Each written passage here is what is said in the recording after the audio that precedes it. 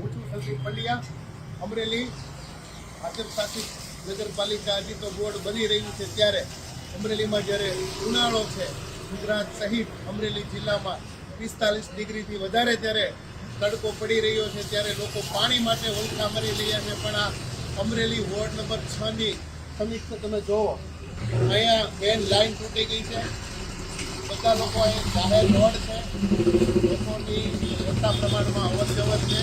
તંત્રને પણ ખબર છે કે અહીંયા વાળ તૂટી ગયો છે, પણ હજી સુધી કોઈ પૂછવા આવ્યું નથી. લગભગ 2 મહિના થઈ ગયા છે.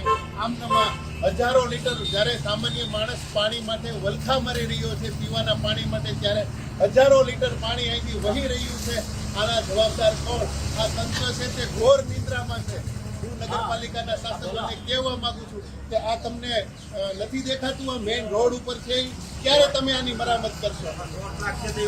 અને આ તમે જો વીજ પોલ છે, આ વીજ પોલ છે, અહીંયા મોટો અકસ્માત થવાનો ભય છે, તો આનું જવાબદાર કોણ? નગરપાલિકા અમરેલીને મારો સીધો સવાલ.